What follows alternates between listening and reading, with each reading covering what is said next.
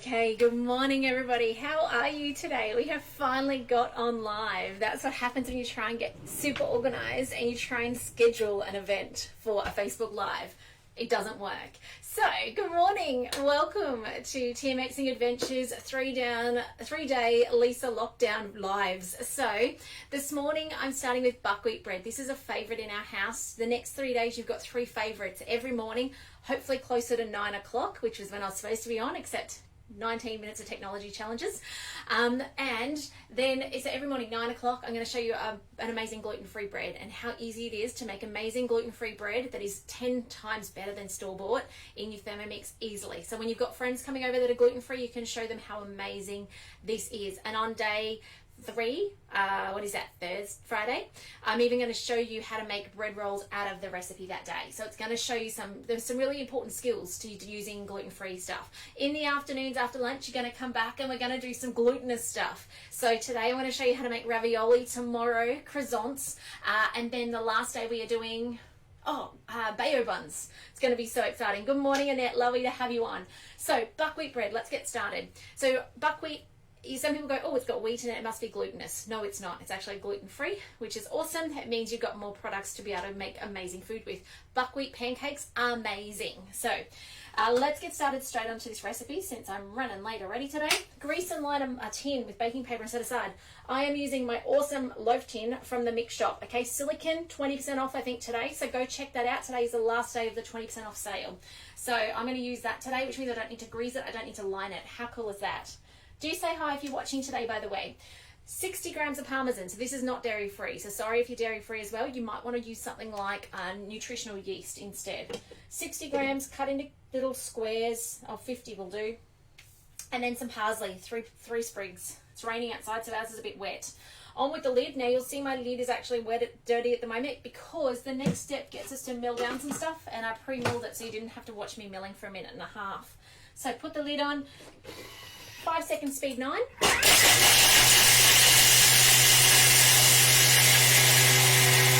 Now it's going aside into a little bowl, also from the Mix Shop. These are the little bamboo bowls. You can get a pack of 6, I think, and they are just so cute. We use them all the time.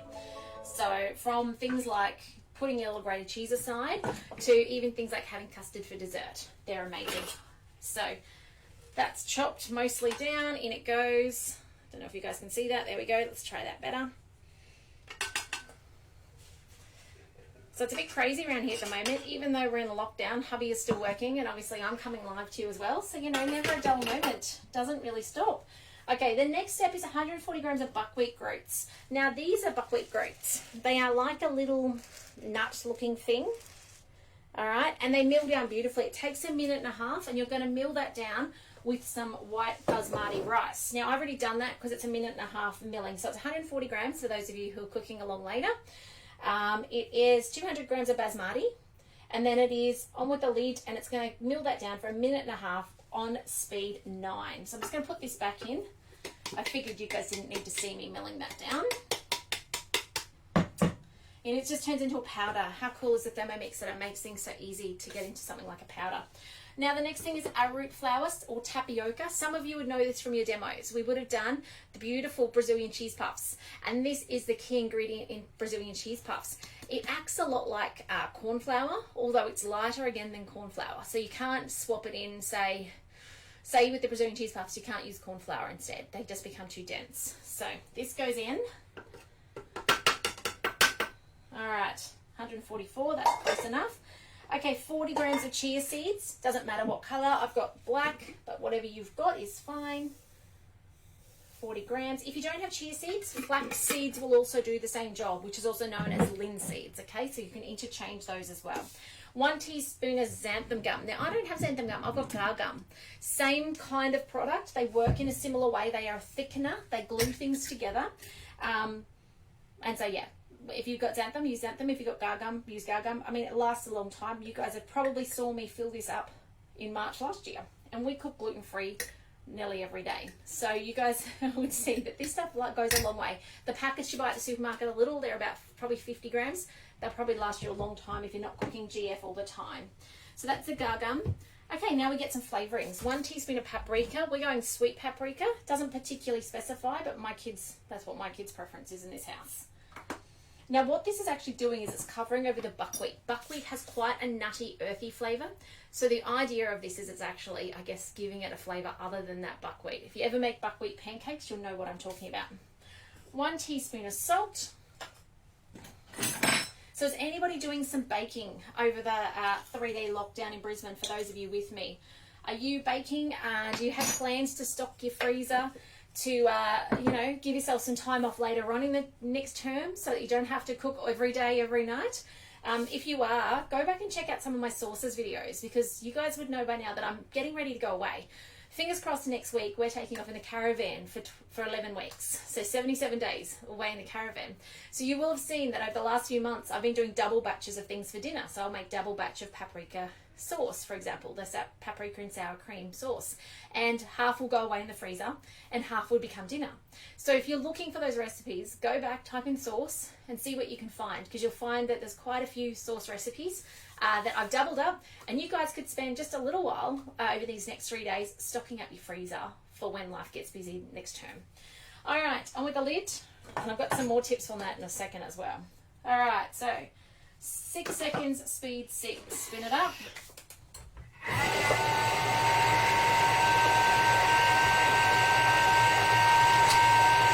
All right, so that just combined it all. Transfer to a separate bowl and set aside. I am no good at doing that step. I won't be doing that step. But what I am going to show you right now is a little trick that I've got for my camping trip coming up. So any of you guys who camp and go away, this is for you. So what I've started doing is I've started putting the dry mix to this point in my awesome Mix Shop bags as well. Did I mention there's a 20% off sale today? Don't miss out. If you want these, get them all the 20% off. This is the 1.5 litre. And how cool is that? This is to this point in the recipe. All the dry ingredients, flat packed, ready to go. So when I'm away, if I have no power or on the side of the road or somewhere like that, and I want to make bread, I can put this in a bowl, or my Thermomix. We do have the capability in my setup to do it on the Thermomix, but let's just talk about if we didn't. In a bowl, and then I can start adding these ingredients. And it's ready to go. So this is literally your dry packet, like you'd buy at the supermarket, of mix ready to go. How cool is that? By the way, the only thing that's not in here that we've already done is I didn't do the parmesan, and I did put dried parsley in instead. You don't want to be putting that parmesan in because it's got too much moisture in it, then it won't last. So, all right, let's get back onto this. I'm not removing the stuff from the Thermomix. I take shortcuts where shortcuts can be taken. All right, 400 grams of water. In it goes. Trying not to be too heavy on the water to make it really sticky. Anyone watching, have you ever made this recipe, and what did you think? I'd love to know what you think of this recipe. We love it at our house. Love it with a fried egg on it or some peanut butter. Okay, white sugar. I am skipping the sugar. Okay, 2 teaspoons of yeast. Keep your yeast in the fridge or freezer. Ours has been in the freezer, although it's been out on the bench now for a good 20 minutes, waiting for this moment to be used. It's humid on the outside of the jar. Okay, next up, 30 grams of olive oil. In it goes. There we go, 29. 1 tablespoon of rice wine vinegar. I don't have rice wine vinegar, but I've got apple cider vinegar, so I'm going to use some apple cider vinegar. Now I'm going to bring up my scales. I'm going to weigh in 20 grams. Because that's a tablespoon,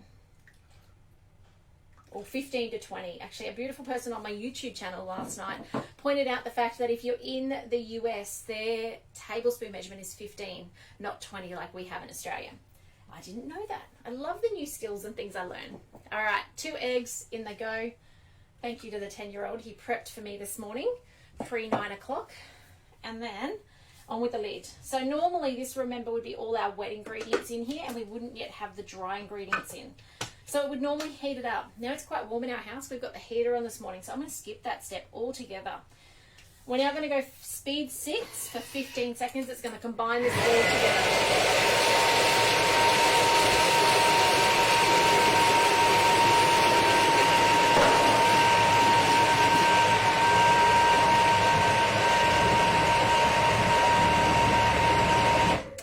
no point heating that water because I also didn't have just that liquid in there. Remember, we've left the flour in there. So I can just skip over that. Scrape down the sides with a spatula. We've got to do that. That's important. In gluten-free cooking, it's important to do that because gluten-free tends to be really quite floaty. If you guys who don't do gluten-free cooking, think about things like corn flour. You know how floaty that can be in your cooking? That's what gluten-free is often like, is just that floatiness. Just makes a mess. All right, scrape down the side with a spatula. Add the reserved flour. We never took it out. Happy days. Okay, and then half of the Parmesan mix. The other half's going to go on top of our bread. So in that goes. Hello, Sharon. Lovely to have you on. I am still dreaming about your amazing donuts the other day, Sharon. They looked amazing. Don't know about if you thought about becoming a Thermomix consultant, but you should. You are an influencer, and you really should, Sharon. They were amazing. I would buy them. All right, on with the lid. All right, 1 minute knead time. Off it goes. So, if you don't have an awesome silicone one, now's the time to line your other type of bread tin. By the way, talking about bread tins, the gift we've purchased that started yesterday is a bread tin and a thermomat coming for free with a Thermomix. You can have a mandarin. Sorry, a 5-year-old would like to know if you can have a mandarin. So, yes, at the moment, buying a Thermomix, you've got the choice until tomorrow until 11 a.m. tomorrow. The $49 vacuum cleaner, or instead for free, now it's not this, it's the stainless steel. I don't know what it's made out of, but it's a proper bread tin and the thermomat coming with the Thermomix. So, yes. Here we go, nearly done, nearly done. So please let your friends and family know, because the other thing on the horizon at the moment is our price increase on the Thermomix. So now is the perfect time to get one because you can get something for free and the price is still what it is. It hasn't changed it. Hopefully we'll know tomorrow. Is tomorrow the 1st? Yeah, hopefully we'll know tomorrow what that price increase is going to be. Hopefully. I thought they said the 1st. All right, pour the batter into a loaf tin and set aside. So there we go. Look at that beautiful batter. Perfect. So here we go into, now the other thing with gluten-free, which often surprises people, is you need to still prove it. It has the yeast in it. The yeast needs to grow and activate. It needs to bloom. So do set it aside. You need to cover it, and the covering it so that it doesn't dry out on top. It really struggles to rise if it's got that dry top on it. So do cover it, and it needs to double in size over the next hour, and then it's going to go into a preheated oven. I actually think my loaf tin might be a bit small. I normally use a larger one, but then it's quite a flat loaf. It's not so square, so I thought, oh, I'll try this one today from the mix shop. But that's all right. Nothing like a bulging loaf. The kids are going to love it. Our favourite here is zucchini slice for lunch. My kids will daily have zucchini slice or quiche Lorraine for lunch. So they're going to think sandwiches is amazing. Okay.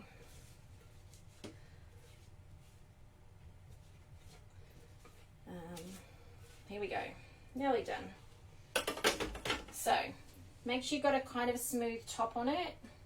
It does say later on to put the cheese on top. I'm going to put the cheese on top now because otherwise I forget. So, you'll see here it says preheat your oven to 210, so it's quite a hot oven. Sprinkle the loaf with the remaining Parmesan mixture. So, I am going to do it now just because I always cook it without, or I get it halfway through cooked and then realise.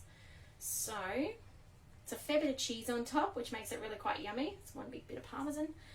And we're pretty much done. How cool is that? Just get the stuff off my finger. Look at that. So that container there is probably going to be exploding out the top. Okay, by the time it doubles in size, it's going to have a nice big bun explosion happening over the top. That's okay for today. So you probably could use a slightly larger loaf tin. All right, this is the silicone one from the mix shop. I probably could have put a third of that mix into something different. But there you go. That is your beautiful buckwheat bread. Try it. You'll need to look at some of those ingredients. If you don't normally have gluten-free in your life, some of these ingredients are going to be foreign to you. But let me tell you, it is amazing. And if you are gluten-free and you are still buying expensive, really tough, usually, gluten-free bread from the supermarket, it's time to give it a go because it will change your world. It is beautiful. It is fresh. It lasts as well. You'll get a couple of days out of this before it goes stale. And it's just like eating like a wholemeal loaf, really, what I remember a wholemeal loaf to be like. All right, guys, have a fantastic day. Take care. I'm going to be back here probably about 12:30, I'm aiming for, to show you how to make pasta dough, and then we're going to turn it into the beautiful ravioli. I was going to say gnocchi. That's not the right thing. Ravioli. So I'm going to show you. I don't have any fancy machine to make it. I've got some little molds I'm going to show you with how we can do that. So if you are free, come on and say hi about 12:30 to see how we do that and how easy it is to make pasta. This non-gluten free, okay? If you're gluten free, this morning is for you. If you're glutinous, this afternoon is for you, because it will be fully glutinous this afternoon. But take care. Please share your food with your friends and family. And as they're getting curious about what it is you're making and how you're making it and how easy it is and how amazing it is, then please do reach out. Let's do an online demo. It takes half an hour. Show them what it's about. Give them the tools to decide if it's something that they want to put in their kitchen, and get them a Thermomix on their bench to change their kitchen, because we know that it just completely changes what we can do in our kitchen and gives us the confidence, gives us the organization, gives us the sanity, which, you know, we all need a bit of that at the moment. But take care, and I'll see you in a little while, guys. Bye for now.